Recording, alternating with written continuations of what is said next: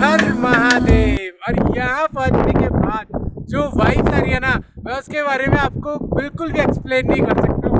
सच में यार, सच में बहुत ज़्यादा अमेजिंग एक्सपीरियंस है। मैं अपने शब्दों में बयान नहीं कर सकता। बहुत ज़बरदस्त व्यू है यार, बहुत ज़बरदस्त। और कहते हैं कि यहाँ पे 5 से 6 ओम दिखते हैं।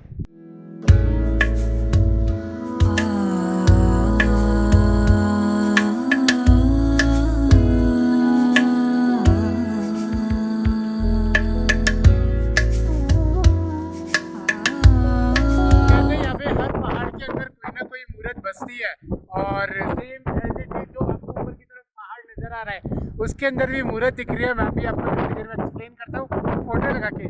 ठीक सामने एक है त्रिशूल पर्वत, आपको वो भी दिखा देता हूँ। तो यहाँ पे ये त्रिशूल पर्वत है, इसमें देखोगे आप 3 चोटियाँ बनी हुई है।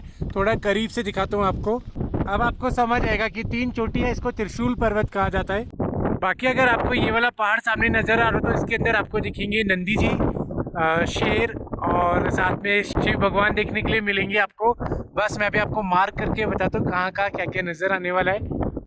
अभी मैं फ़ोटो यूज़ कर रहा हूँ और यहाँ पे मैंने मार्क किया है। यहाँ पे आप ध्यान से देखेंगे तो आपको शिव की मूर्त नज़र आएगी। ठीक साथ में मैंने एक मार्क और किया है, यहाँ पे नंदी जी नज़र आएंगे और एक यहाँ पर आपको नंदी जी नज़र आएंगे। बस अपना देखने का नज़रिया है। और जहाँ पे ये मार्क हो रहा है यहाँ पे आपको ये शेर की मूर्त नजर आएगी। बस एक इल्यूजन वाली बात है। सेम वही कहावत है कि मानो तो गंगा माए, ना मानो तो बहता पानी। तो इस पहाड़ के अंदर बहुत सारी मूर्त है जो बस आपका साफ मन देख सकता है। ठीक कहते हैं कि ओम पर्वत में 7 से 8 ओम देखने के लिए मिलते हैं। तो पहला ओम तो यही है जो सबसे बड़ा और बहुत ही अद्भुत नजर आ रहा है। और ठीक उसी के साथ में दूसरा ओम मुझे यहाँ नजर आया। बाकी आप जहाँ जहाँ ढूंढ सकते हैं वहाँ आपको ओम बने हुए दिखाई दे जाएंगे। तो दर्शन करके मैं नीचे आ चुका हूँ और यहाँ पे बैठा हूँ जहाँ पे ढाबे वगैरह बने हुए हैं। यहाँ पे आप रुक भी सकते हैं, पर लेकिन ऐसा नहीं है कि आप 50 लोगों का ग्रुप लेके आओ और यहाँ रुक जाओ। 1-2 बंदे आ रहे हैं तो परमिशन लेनी पड़ती है रुकने के लिए। मेरा प्लान था रुकने का, लेकिन हाई एल्टीट्यूड की वजह से अभी हल्का सा चेस्ट में ना पेन फील हो रहा है। तो मैं सोच रहा हूँ कि नीचे चला जाता हूँ, क्योंकि रिस्क लेने वाली बात नहीं है। वैसे तो यहाँ पे जो ITBP वाले सर हैं उन्होंने बोला कोई टेंशन वाली बात नहीं है, सब मेडिसिन वगैरह अवेलेबल है। लेकिन अपन ये नहीं चाहते कि कहीं भी कोई भी प्रॉब्लम में फंस जाए। तो अभी 10 मिनट सोचता हूँ क्या करना है, डिसीज़न लेता हूँ, देन फिर आगे मूव फॉरवर्ड करूँगा। क्योंकि जल्दीबाजी में लिया हुआ डिसीज़न वो हमेशा गलत ही होता है। तो अभी आपको एक चीज़ और दिखाता हूँ। तो जो आपको ये गाय जाती हुई नज़र आ रही है, हिमाचल में इस टाइप की गाय को ना याक बोलते हैं, जिनके बहुत बड़े बड़े बाल होते हैं। तो मुझे यहाँ पे बताया कि इसका नाम क्या है सर? जप्पू। तो यहाँ पे ये इस तरीके से पाई जाती है हाई एल्टीट्यूड के अंदर ही। ओके, तो ये नज़ारा है ओम पर्वत का, बहुत ही बढ़िया। यहाँ पे हमें शिव भगवान, नंदी जी, शेर दिखा और उसके बाद सामने ओम पर्वत। यहाँ पे 5-6 ओम बनते हैं जो घर जाके मैं फोटो में देख के आप लोगों के साथ डिस्कस करूंगा। बाकी ITBP वाले sir, okay sir, thank you so much. Sir ने बहुत हेल्प करी और सारे पहाड़ों के बारे में बताया। Okay, thank you sir. मिलते हैं फिर बहुत जल्दी वापस आके। यहाँ से निकलते हैं और बाय बाय करते हैं ओम पर्वत को। पेट्रोल रिफिल कर लिया है, फुल पेट्रोल हो चुका है और हीटिंग 0। Let's go. चलो, वैसे तो अपना प्लान था इधर रुकने का, लेकिन अपने चेस्ट में ना पेन बढ़ता जा रहा है। मैंने ऐसा नहीं है कि मैं आते ही निकल रहा हूँ, मैंने यहाँ पे 2-3 घंटे बिताए। उसके बाद जब मेरे को लगा कि मेरा चेस्ट पेन कंट्रोल नहीं हो रहा है तो इसीलिए अपन वापस निकल रहे हैं।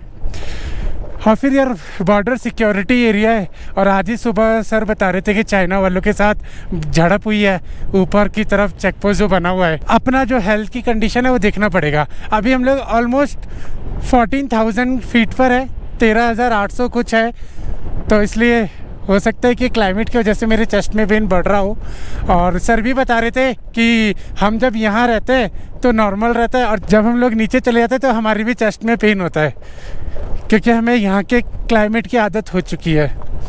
तो अभी हम लोग सीधा चल रहे हैं काला पानी। और काला पानी के जो मैंने आपको बताया था जाते जाते बताऊँगा, वो आपको इसी व्लॉग में दिखा देता हूँ। सामने अगर आपको सबसे ऊँचा वाला पहाड़ दिख रहा होगा वो है नाग पर्वत, और वहीं पे एक व्यास गुफा है, उसके बारे में भी बताया मुझे। और एक काली मंदिर है जिसके नीचे से पानी निकल रहा है और वो पानी आ रहा है नेपाल से, लेकिन यहाँ से पता नहीं चलता कि वो पानी कहाँ से आ रहा है। ये सब मेरे को ITBP वाले सर ने बताया। तो नीचे चलते हैं, देखते हैं ये सारी चीज़ें। व्यास गुफा भी देखते हैं और उसकी एक इंटरेस्टिंग स्टोरी भी है, वो भी मैं आपको नीचे चलते हुए बताता हूँ। एक बार लास्ट टाइम और भोलेनाथ के दर्शन कर लेते हैं। देखो बादल आ गए और बारिश कभी भी आ सकती है, यहाँ तो स्नोफॉल ही पड़ता है, तो अच्छा हुआ आज हमें दर्शन हो गए। अगर हम लोग कल आते ना तो दर्शन नहीं हो पाते, ये सारे बादलों में ना ओम पर्वत ढक जाता। और हाँ एक चीज़ और, ये वर्ल्ड का फर्स्ट स्कूटर है जो ओम पर्वत पहुंचा। यहाँ पे वैसे लोगों के पास स्कूटर है लोकल के पास, लेकिन वो ट्रांसपोर्ट किए हुए हमारी तरह फुल लगेज लोड करके मोटो व्लॉग करते हुए दिल्ली से या फिर किसी और स्टेट से कोई इस तरीके से नहीं आया। सो वी कैन से कि this is a world's first scooter जो यहाँ पहुँचा है। और आगे हमारी पहली वाटर क्रॉसिंग मेरे भाई, अरे मेरे भाई।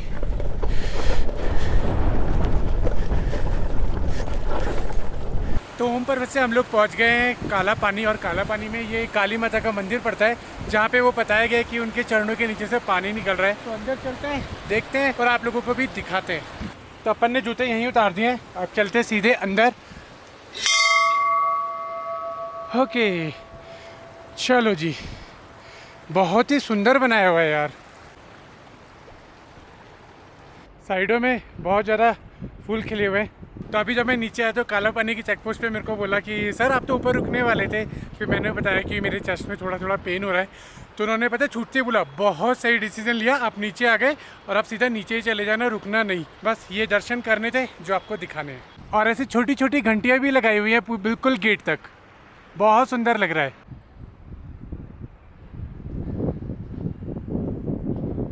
अरे शूज़ तो यहाँ उतारे हुए। तो मंदिर के अंदर चल रहा हूँ मैं, अंदर के व्लॉग नहीं कर पाऊँगा, बस आपको सीधा दिखा पाऊँगा ओनली।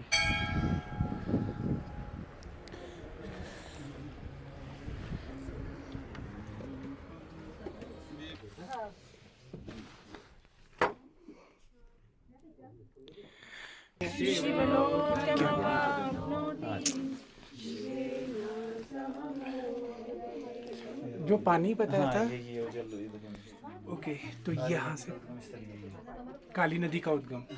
और इसके बारे में और कुछ हम इसके बारे में यही है कि ये क्या है कि प्राचीन मंदिर हमारा उधर है ओके पुलबाड़ ना, तो यहाँ पे वहाँ पे स्पेस कम था तो इसीलिए फिर माता रानी का मंदिर यहाँ पे बनाया। ठीक है। तो जैसे ही यहाँ पे मूर्ति स्थापित की तो वहाँ पे पानी निकलता था ऑटोमेटिकली पहले, तो यहाँ पे भी निकलना शुरू हो गया। यहाँ पे भी निकलना शुरू हो गया। तो ये जो नदी है ये काली नदी का उद्गम यहीं से है, ओके, माता रानी के चरणों से। ठीक है जी, और ये पानी माता रानी के चरणों से तो गंगा जल की तरह पवित्र है बिल्कुल।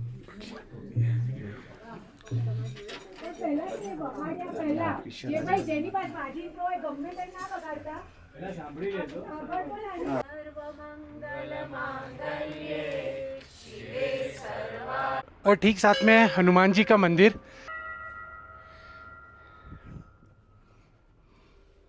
तो मंदिर में दर्शन करके बहुत ज़्यादा संतुष्टि मिली है।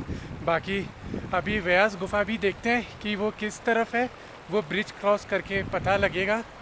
तो आपको ये वाला पॉइंट नज़र आ रहा है छोटा गोल गोल सा, तो यही है व्यास गुफा। मैं एक फ़ोटो खींच लेता हूँ फिर आपको दिखाता हूँ।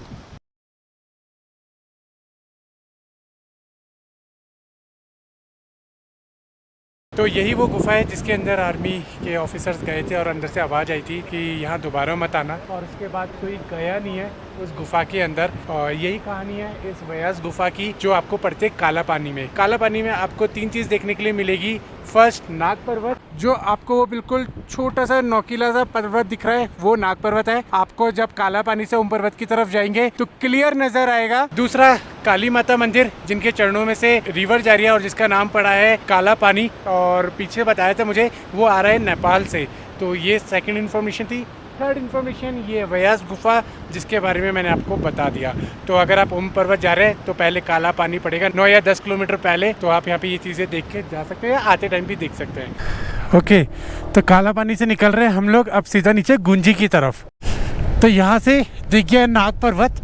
इसको नाग पर्वत इसलिए बोला जाता है कि जो इसका ऊपर का हिस्सा है ये नोकीला मतलब सांप की तरह बना हुआ है। ये आप जब ओम पर्वत की तरफ से देखोगे ना तब तो आपको ये एक्यूरेट दिखता है। तो पूरा नाग पर्वत इसलिए कहा जाता है। हो चलो जी, अब यहाँ से फटाफट निकलते हैं, पहुँचते हैं सीधा गुंजी, क्योंकि लेट हो जाएगा, अंधेरा हो गया एक बारी को, तो बीच में थोड़ा जंगल वाला रास्ता है तो रिस्की हो सकता है। भालू आ सकता है, भालू, वैसे इस एरिया में भालू तो नहीं है, मुझे ऐसा बताया, ओनली जंगली बकरे हैं। लेकिन भाई जानवर जानवर है, वो कहीं से भी कैसे भी और किसी भी वक्त आ सकता है। तो आते टाइम मेरे को ना ये सामने एक पहाड़ दिखा है, इसके ऊपर भी अगर आप ध्यान से देखोगे तो ये ओम बन रहा है, अगर आपको समझ आ रहा हो तो। खैर, हम लोग भोले बाबा के आश्रम में हैं, तो अब तो हर जगह में ओम ही ओम नज़र आने वाले हैं, उनका आशीर्वाद जो है हमारे सर के ऊपर। पर मुझे सच में वो भी लग रहा है ओम। हाँ, तो फाइनली हम लोग नीचे टच में आ गए, एकदम आबादी वाले क्षेत्र में, मतलब ज़्यादा आबादी नहीं है, लिमिटेड ही है, लेकिन सन सेट हो रहा है। तो ये देखो पहाड़ों के पीछे से कैसे उसकी किरणें नज़र आ रही है, बहुत खूबसूरत लग रहा है। और ये एकदम प्लेन वैली है, यहाँ पे हम लोग कहीं भी कैंप कर सकते हैं आराम से।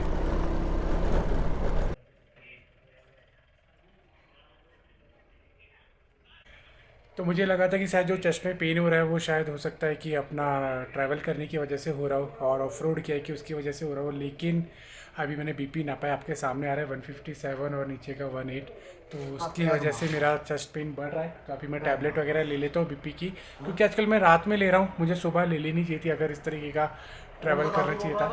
तो देखता हूँ अगर सुबह तक अपनी तबीयत ठीक रही तो कंटिन्यू करेंगे, अदरवाइज़ बैक टू होम होंगे। तो देखते हैं, सुबह उठ के ही डिसाइड करूँगा कि क्या करना है, आगे जाना है या बैक टू होम होना है।